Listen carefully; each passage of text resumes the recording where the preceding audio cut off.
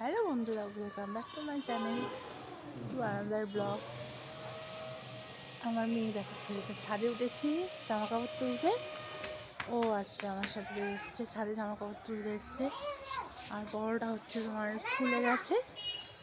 ও তো morning school, তাও আজকে স্কুলে পাঠাইনি, শরীর খারাপ ছিল আর আমি জামা কাপড় তুলতে এসেছি। দেখো জামা কাপড় কিছুটা তুলেছি, সে গামলার ওপরে বসে পড়েছে,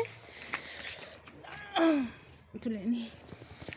আর হচ্ছে এই জামাকাপড়গুলো তুলব, আমার মেয়েও তুলছে, কাজ করছে। দেখো আমার সোনাটা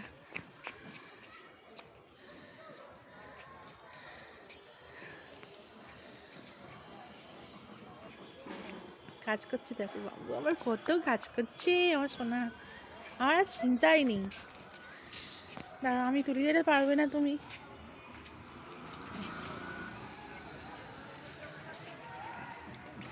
আস্তে আস্তে আস্তে, লেগে যায় না ওই কানাটা হাতে।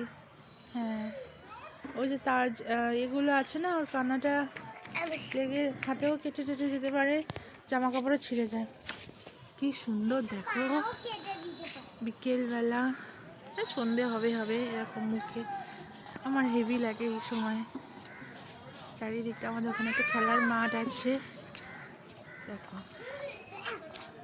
হাই বল মাম্মা। হাই। দাঁত পড়ে গেছে, একটা দাঁত ফোগলা হয়ে গেছে।